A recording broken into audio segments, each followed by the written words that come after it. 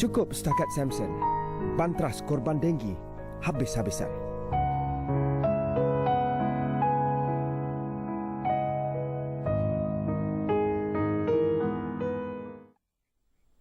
Sejak Ahad lalu tiada lagi senyuman mesra Samson itu di Astro Awani Bukit Kewangan Kuala Lumpur, dan beliau tidak ada lagi kerana virus denggi.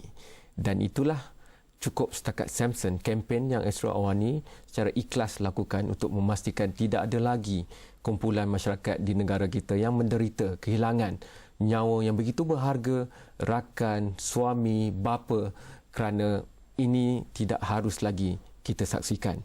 Dan dalam konteks itu, malam ini agenda Awani akan terus membincangkan tentang Cukup Setakat Samson, tapi dalam pendekatan yang lebih saintifik dan melihat kepada vektor dan sebagainya.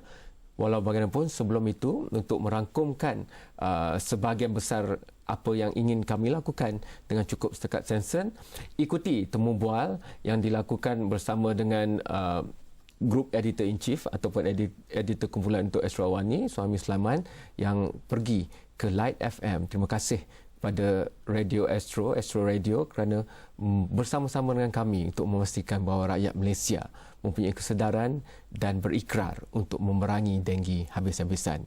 Ikuti temuan bual khas Suami Sulaiman di Light FM.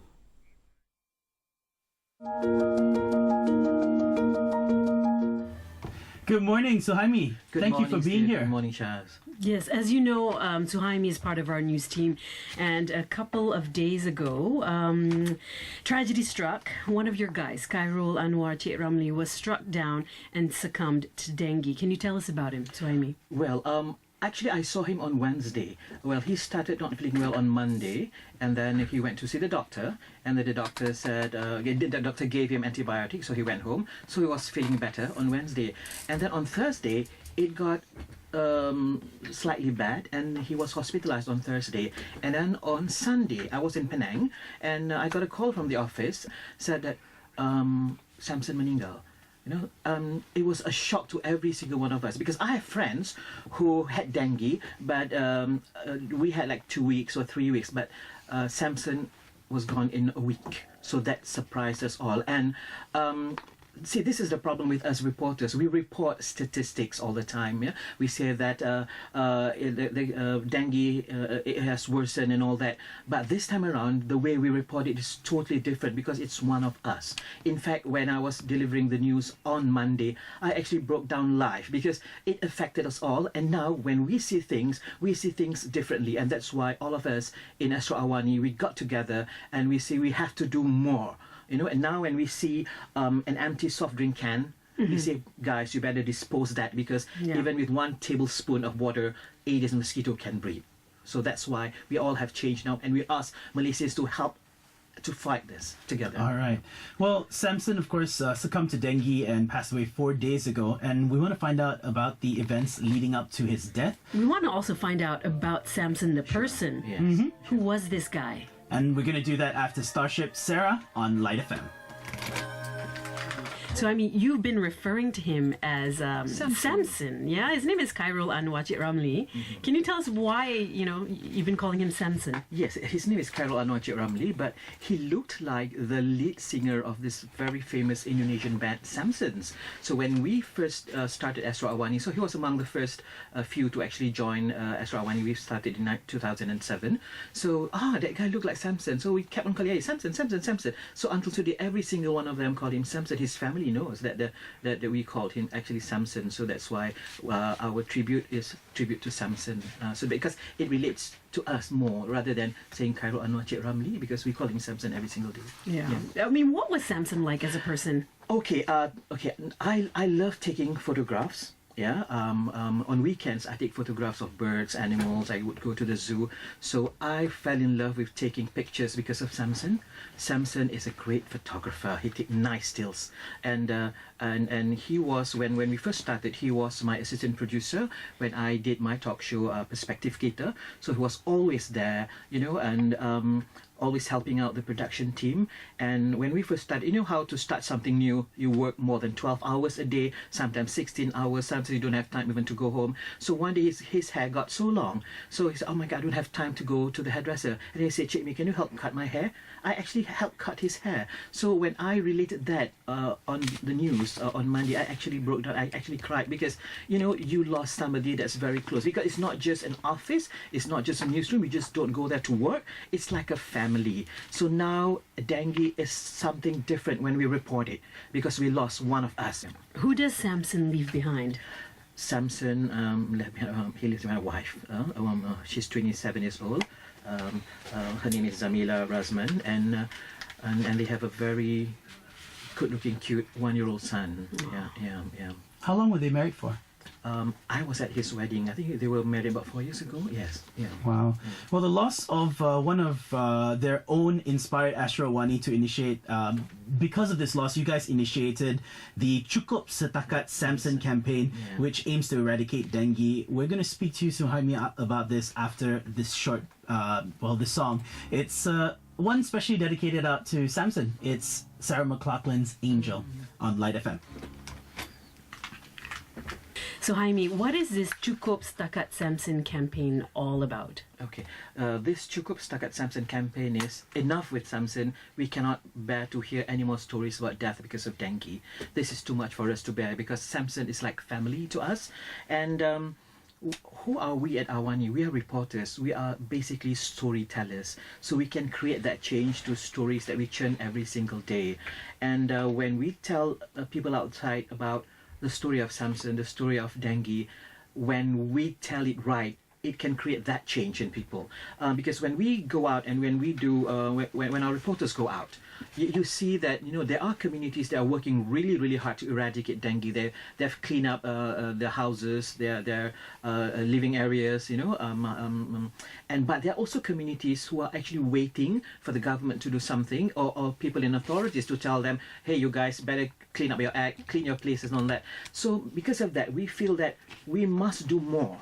We must do more. So Cukup Setakat Samson, it's not a donation drive. It's not like that. It's basically to change people's attitude, mentality, to make sure that we will do our very, very best to double our effort to make sure that whatever we do, we must eradicate Aedes mosquitoes. Because now I think I'm an authority on Aedes already after because of this. And all of us at Awani, we have been researching. So we've got all kinds of facts. You know, for example, like, all Aedes mosquitoes need is basically like a tablespoon of water. They can actually breed, and during dry season, the egg can actually lie dormant, and when there's water, it can hatch in up to 6 months. You know. Wow. Yes. So what we can do as storytellers, we will be the reservoir of knowledge and information. We are working closely together with the Ministry of Health. The Health Minister is helping us out, and then we're working with the Malaysian Medical Gazette, Malaysian Integrated Medical Professionals Association, or MIMPA. So we have all this information to share with the public.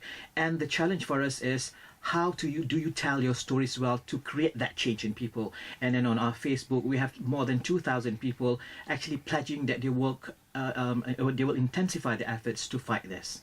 Wonderful. Yeah. So it took a tragedy like this for this effort to come forward, as opposed to, you know, just it coming out. It should have been much earlier, because see this is the problem. As I mentioned to you earlier, when we report, sometimes we are a bunch of cold reporters asking questions, collecting statistics, collecting data. But now when one of us succumbed to dengue, it changed the way we tell our stories, you know, so then others can identify with us. And we found out that the situation out there is really, really bad. For example, yesterday we featured, there's this lady, her name is Vanessa Vivekananda. She's a PR consultant, a friend of mine. When we launched this campaign, she actually wrote on my Facebook, and then she said, Suhaimi, this is something very good that you guys are doing. Do you know what? My husband just recovered from dengue, you know, and the place that we live in, there were 16 cases of dengue. And I thank God my husband is alive. Now I close my sliding door. In the evening, I will not let my kids out and all that. So we actually went to her house and get her to speak on television. And because of that story yesterday, when I went to my favorite mama place to have my roti canai, people actually came to me and said, is there any way that we can help too? I said, yes, come and tell us. Yes, we have uncles, we have aunties. Oh my God, there are lots of stories to tell. Hold that thought, because we want to know how we can participate in this campaign right after Sometimes Love Just Ain't Enough. This is Patti Smith and Don Henley on Light FM. Cukup Setakat Samson. It's a campaign that, if I'm not mistaken, you are collecting stories about how dengue has affected people here in Malaysia? Yes, that's part of it. And because we are storytellers and we feel that compelling stories will help change people's way of carrying on their lives and how they fight dengue, basically.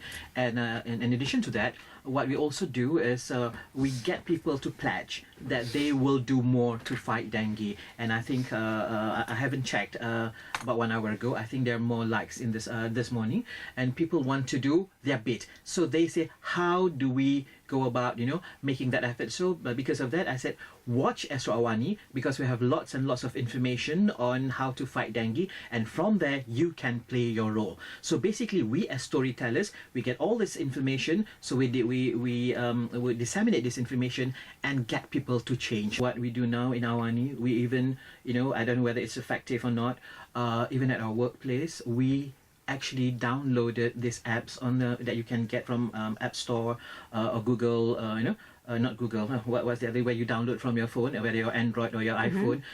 It's called Mosquito Repellent, and it's free. So at our office, almost every single of us will switch that thing on while we're working. So it's from sound vibrations. Yes, and the pitch, to ultrasound, high frequency. So that would chase the mosquito. Now, how can our listeners take part, to be a part of this campaign? Okay, what they can do is go to astroawani.com, and then from there you can read stories about Samson, and also what the government is doing, what people can do, and they can actually also go to our Facebook. They can pledge, they can tell what they are doing, and they can also tell stories about maybe their friends are down with dengue and all that, and we can tell the stories to a wider audience, and from there we can actually change a nation. That's what's important. Cukup Setakat Samson. We don't want to hear any more deaths. Enough is enough. All right, well, you can hashtag Cukup Setakat Samson on Facebook, Instagram, and Twitter. Thank you so much, Suhaimi, for being with us on the show and sharing your experience with Samson and him succumbing to dengue. You can also check out this podcast on our Facebook page, plus our website as well, www.lightfm.com.my. Coming up next, it's Urban Cypher on Light FM.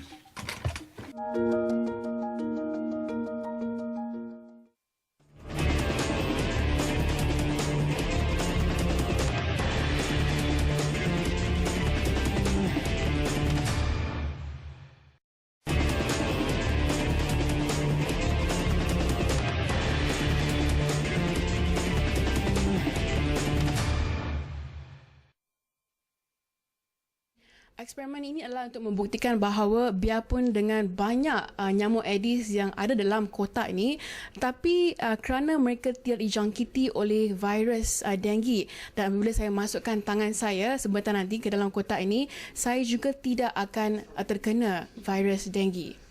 Buka. Oh, semua dah gigit. Bengkak di tangan Sulin tu dah tak ada yang kena gigit tu, tapi Sulin masih sihat. Dan sejak kecil ramai daripada kita berfikiran bahawa kena gigit nyamuk je kita akan sakit. Dan kita berfikiran bahawa nyamuk tu sejak larva lagi telah pun ada penyakit-penyakit di dalamnya, ada virus dan sebagainya. Tetapi untuk melawan dan memerangi dengue, kita harus berteraskan pendekatan saintifik. Dan pendekatan saintifik, terima kasih kepada Sulin, saya mengaku sudah di Twitter dan Instagram bahawa saya lah yang memaksa Sulin supaya melakukan uji kaji itu, kerana Prof. Dr. Sazali pernah berada di agenda dan beliau bercerita kepada saya tentang kajian yang dilakukan di pusat beliau di TDRAC, di Pusat Pendidikan dan Pendidikan Penyakit Tropika, dan Sulin hari ini pergi ke sana. Tadi 7.45 pun ditunjukkan perkara yang sama. Tapi hujahnya di sini adalah walaupun digigit beratus nyamuk Aedes, jika nyamuk Aedes itu tidak terdedah pada virus dengue, iaitu menggigit manusia yang ada virus dengue, maka mereka tidak ada virus itu langsung. mereka hanya akan jadi pembawa apabila mereka menggigit orang yang ada virus denggi. Oleh itu saya berterima kasih kepada Prof. Dr. Sazali sekali lagi datang ke Astro Awani untuk bercerita tentang perkara ini. Prof, sempena dengan Kongres Perubatan Tropika dan Parasitologi yang ke-6 yang sedang berlangsung di Kuala Lumpur di Hotel Intercontinental juga. Besok akan ada simposium denggi dalam kongres itu. Tetapi apa yang sudah dilakukan itu nampak mudah. Tapi mungkin persepsi di pemikiran ramai orang, dan saya rasa Prof juga bertemu ramai orang, mereka mungkin berpendapat berbeza. Dan ini mungkin sikit sebanyak mengherotkan perang yang kita cuba lakukan terhadap denggi ini. Itu yang saya telah pertekankan beberapa kali. Itu Sulin tunjukkan itu adalah sebagai bukti bahawa bukan semua penyabut Aedes itu membawa penyakit denggi. Ya, jadi yang kita nak tekankan di sini, kita hendaklah tahu fakta yang tepat. Fakta yang tepat adalah nyamuk Aedes ini akan hanya seperti yang tadi Encik Kamal kata, akan hanya membawa virus denggi dan menyebabkan penyakit jika ianya telah menghisap darah dari orang lain yang telah terkena denggi. Jadi kalau daripada kita cuba nak membunuh semua Aedes yang bertahun-tahun kita cuba lakukan dan tidak berjaya, kalau ada orang yang demam, asingkan orang ini dahulu, ahli keluarga atau sebagainya, letakkan kelambu, letakkan insect repellent ataupun penghalau serangga pada badan dan sebagainya, kerana itu mungkin lebih efisien dan efektif dalam memerangi jangkitan itu. Itu bagi saya itulah langkah yang paling mudah, langkah utama yang perlu kita lakukan. Maknanya kalau ada orang tu demam, selagi ianya tidak disahkan demam yang lain daripada denggi, kita anggapkan dia demam denggi dulu. Dan yang itulah yang sepatutnya menjaga supaya jangan digigit nyamuk. So, kempen kita sepatutnya bukan membunuh nyamuk. Tapi kempen kita adalah jangan digigit nyamuk. Jadi, di mana saja kita berada, cuba jauhi daripada digigit nyamuk. Dan itu langkah yang paling mudah, langkah yang mana kita sendiri boleh lakukan. Sedangkan kalau kita kata nak membunuh nyamuk tu, kita harapkan orang lain membunuh nyamuk. Tapi kalau kita kata jangan digigit nyamuk, jadi kita sendiri boleh lakukan. Dan berbagai cara boleh kita lakukan. Prof, kita ada T-Drag sekarang dan itu mendahului kajian-kajian dalam bidang parasitologi dan juga perubatan tropika misalnya. Sejauh mana pencapaian kita dalam mengkaji musuh kita ini? Kerana kalau kita nak mengalahkan musuh, kita perlu ada risikan kalau perang pun. Jadi dalam melawan virus denggi dan juga vektor ni, Aedes aegypti contohnya, apa yang telah kita pelajari setakat ini, itu kita fikirkan selepas ini kerana saya perlu pergi rehat masa pendek malam ini, tapi saya rasa itu boleh dikongsikan oleh Profesor kerana Profesor juga besok akan membentangkan kertas kerja di Kongres yang sedang berlangsung di Kuala Lumpur. Itu kita bincangkan sebentar lagi.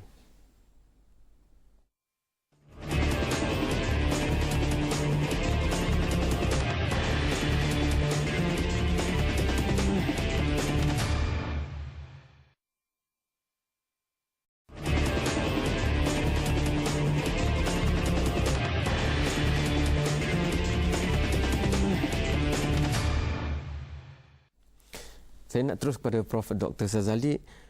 Doktor, kita nak juga cerita-cerita bagus yang memberikan harapan. Harapan itu mungkin berada dalam kajian-kajian saintifik yang pasukan seperti pasukan doktor sedang lakukan. Kita ada sepasukan saintis di Universiti Melaya dan juga di Malaysia ini yang mana kita telah mendapat bantuan dana penyelidikan, yang mana kita melihat denggi ini dari tiga aspek yang utama. Pertamanya daripada virus itu sendiri. Kita mengkaji bagaimana virus itu berubah dalam masa 30 tahun yang lampau. Keduanya kita tengok kepada behavior pada mosquito itu sendiri. Bagaimana nyamuk itu telah mengubah cara hidup mereka dan untuk menyesuaikan diri mereka dengan keadaan hidup moden kita sekarang. Dan ketiganya kita melihat pada manusia itu sendiri.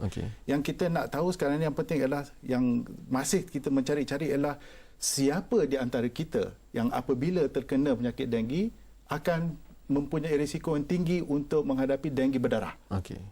Bukan semua yang kena denggi. Kalau kita tanya, kalau kita, everyone has a story to tell about denggi ni, kalau kita tanya, bukan semua yang kena denggi ni dia akan terkena denggi berdarah.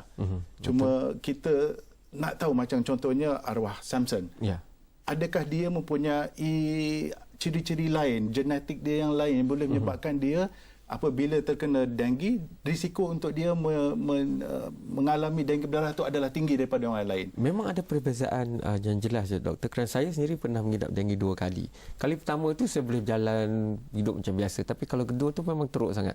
kenapa kali kedua dan ketiga itu boleh membawa risiko yang lebih besar? Itu contohnya? yang kita sedang mengkaji kan. Kebanyakan yang kita tahu, hampir ke semua 100% mereka yang mati disebabkan denggi ini adalah kena denggi kali kedua, ketiga dan seterusnya.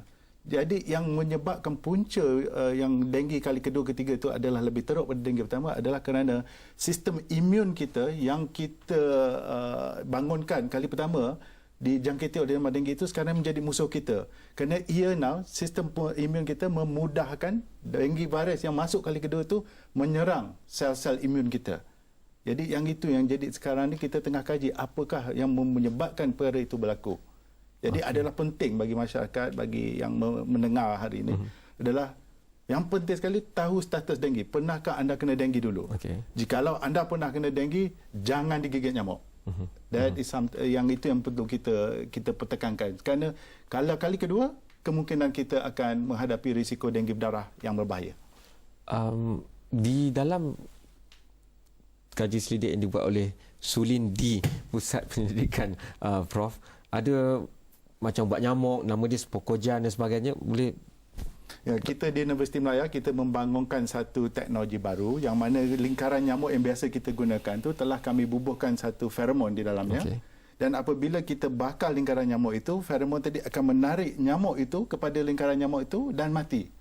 Itu adalah kita nak kita nak menggalakkan supaya masyarakat mengambil tindakan sendiri dan kita perlu membagi mereka itu peralatan bagaimana mereka sendiri boleh membantu mengurangkan penyakit denggi, dan salah satu pada caranya yang kita telah bangunkan ialah menggunakan lingkaran yang berferomon itu tadi, yang mana apabila kita menarik nyamuk itu kita boleh menggunakan lingkaran itu di luar rumah dan bukan di dalam rumah lagi. Itu tunggu nak dikomersialkan?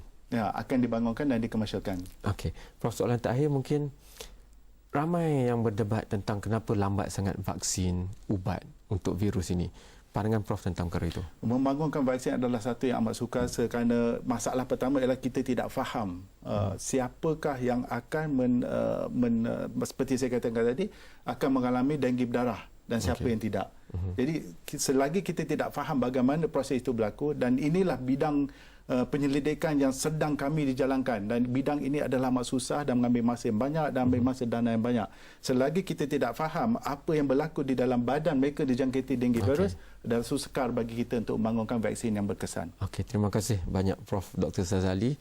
Berkali-kali saya rasa akan perlu datang ke Astro Awani kerana Cukup Setakat Samson itu mengambil dimensi saintifik malam ini, dan saya rasa mereka yang berminat masih berlangsung Kongres Perubatan Tropika dan Parasitologi yang ke-6 untuk ASEAN, dan Prof Sazali akan membentangkan kertas besok di sesi pagi ada simposium denggi di Hotel Intercontinental, dan mereka yang bermurah hati yang banyak membantu itu Prof telah katakan untuk mengkaji, untuk mengenali virus dengan lebih mendalam, banyak sumber yang peruntukkan dan kenapa tidak kita salurkan ke arah ini.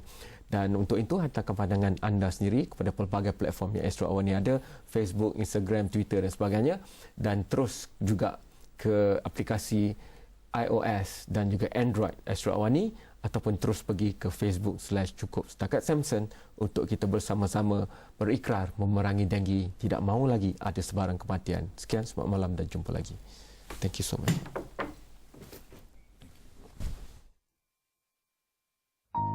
Cukup Setakat Samson. Bantras korban denggi habis-habisan.